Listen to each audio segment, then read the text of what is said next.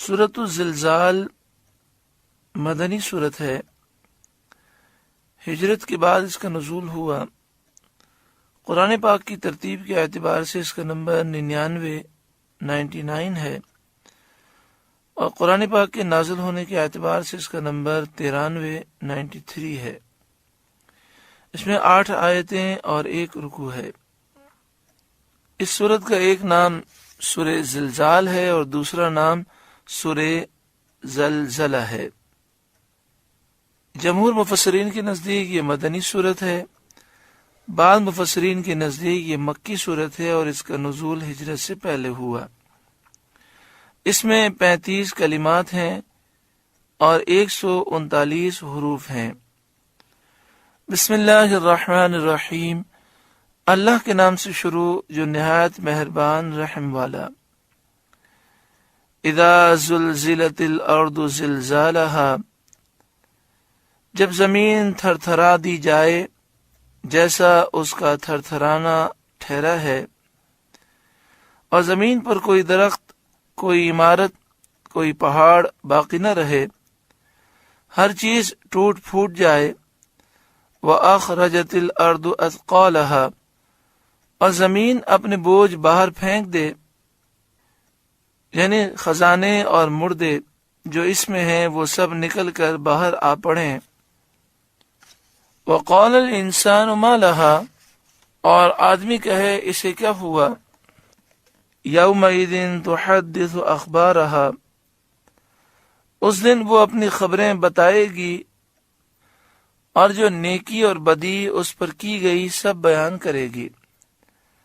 ترمذی شریف میں ہے، ہر مرد نے اور عورت نے جو کچھ اس پر کیا، زمین اس کی گواہی دے گی، کہے گی فلاں دن یہ کیا، فلاں دن یہ۔ بِأَنَّ رَبَّكَ أَوْحَىٰ لَهَا، اس لیے کہ تمہارے رب نے اسے حکم بھیجا، یعنی رب نے یہ حکم بھیجا زمین کو کہ وہ اپنی خبریں بیان کرے اور جو عمل اس پر کیے گئے ہیں ان کی خبریں دے۔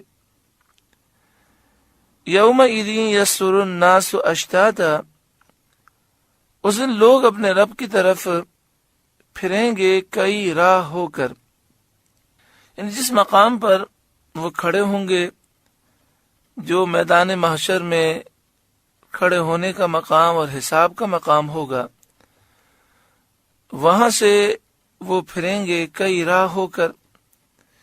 کوئی سیدھی طرف سے ہو کر جنت کی طرف جائے گا، اور کوئی بائیں جانب سے، الٹی جانب سے جہنم کی طرف جائے گا۔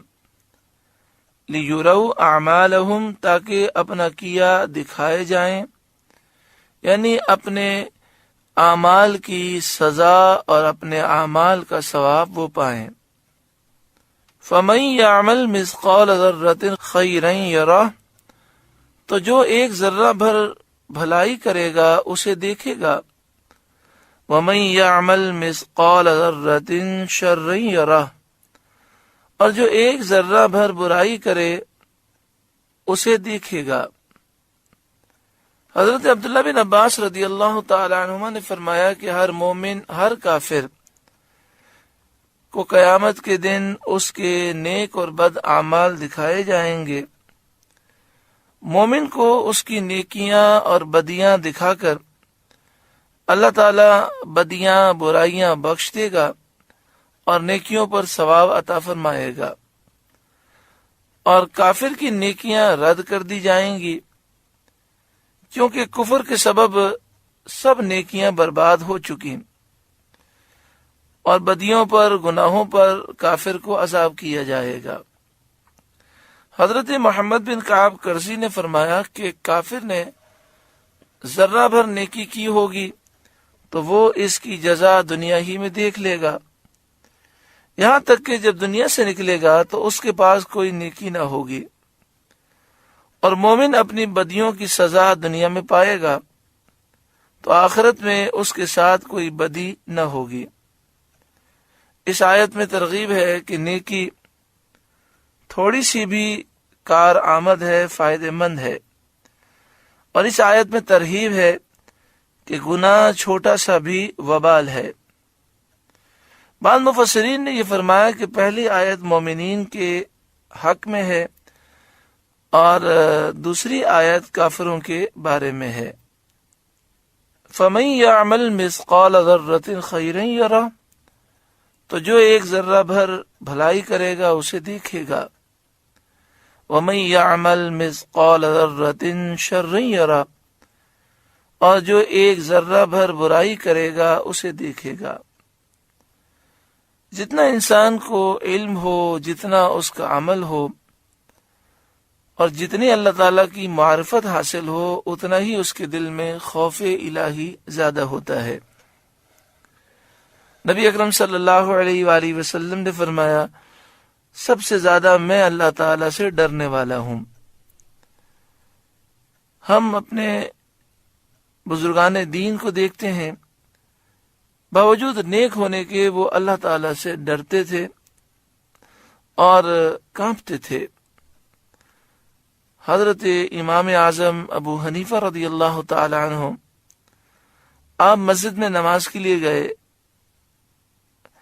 عشاء کی نماز میں جو نماز پڑھا رہے تھے، انہوں نے عشاء کی نماز میں سورہ زلزال کی تلاوت کی۔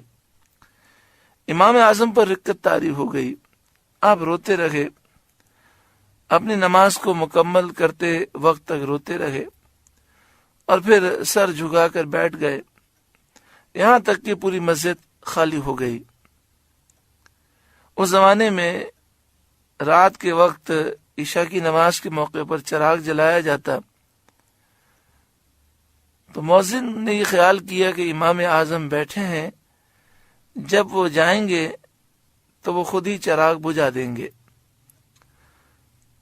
وہ جب فجر کی اذان دینے کے لیے واپس آیا تو امام اعظم اسی جگہ پر بیٹھے رو رہے تھے۔ پوری رات رونے میں گزر گئی، اسی مقام پر آپ بیٹھے رہے اور اپنی داڑھی شریف پکڑ کر بار بار کہہ رہے تھے، اے نعمان بن ثابت۔ امام اعظم کا نام ہے نعمان بن ثابت۔ تو آپ کہہ رہے تھے، اے نعمان بن ثابت، لوگ تجھے امام کہتے ہیں، اگر تیرے گناہ ظاہر ہوئے تو پھر کیا ہوگا؟ حالانکہ یہ وہ امام ہیں کہ جنہوں نے 40 سال اس طرح گزارے کہ عشاء کی نماز سے لے کر فجر کی نماز تک اللہ کی عبادت میں گزارے۔ اتنے بڑے امام ہیں مسلمانوں کے، لیکن عاجزی کا یہ عالم۔